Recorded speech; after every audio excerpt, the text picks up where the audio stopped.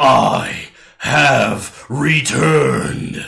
And with me, I bring my latest abomination, the Toolbox deck of Toolbox decks, creature wombo combos, all 5 colors of magic, and my own special brand of incompetence. Today, we're playing a deck I call BattleForm. The idea is simple. Tools are useful. Each tool does a specific job. Hammers hammer nails, axes chop wood, and Kiki-Jiki kills people.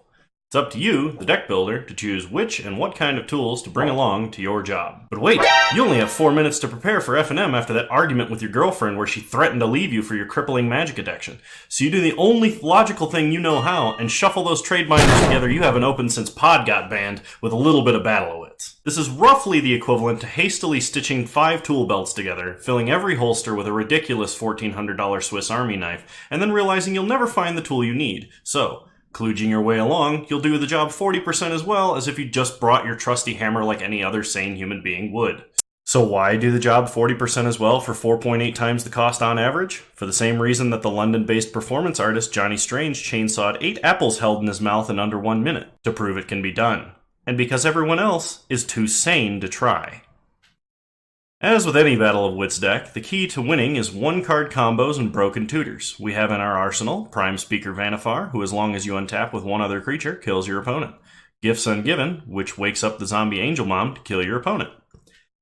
Bring Delight, which casts Gifts Ungiven and then kills your opponent. Protean Hulk, which gets any and or all of your missing combo pieces and kills your opponent. And, of course, Battle of Wits, where you ascend to that smug nerd know-it-all status and your opponent gives up because they can't stand you anymore. Half the time, you're going to lose to your own deck. Most of the time, you'll fart out random dorks, and beats might be enough.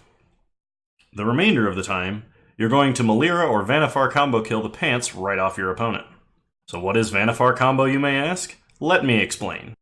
First, use Vannifar and pod out your 2-drop for a Pestermite, untapping Vannifar to pod again. Then you pod the Pestermite for a Breaching Hippocamp. Pod that for a Zealous Conscripts, and then frantically check your deck list in an online tutorial, realizing that you didn't include duplicates of the combo pieces like you were supposed to, probably because mom dropped you on your head as a child.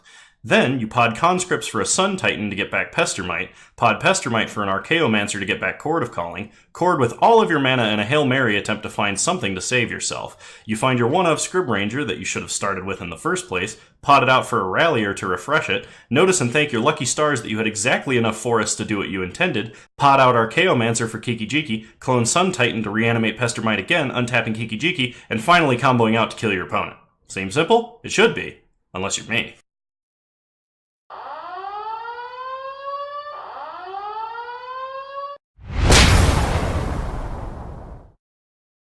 So I had an interesting experience while testing this deck in 2-mans.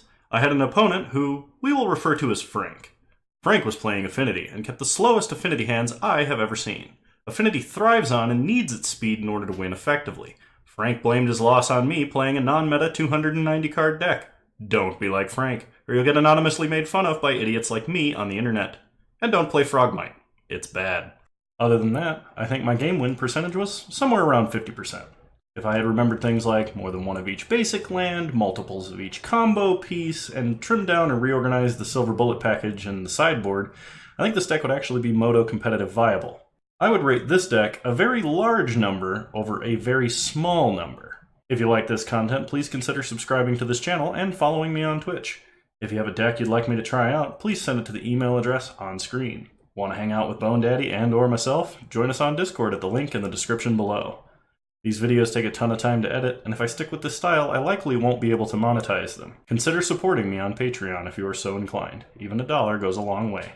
Hopefully now that moving has calmed down, these uploads and my streams will resume somewhat regularly. As always, thank you for watching, you're all wonderful people, and thank you for your support.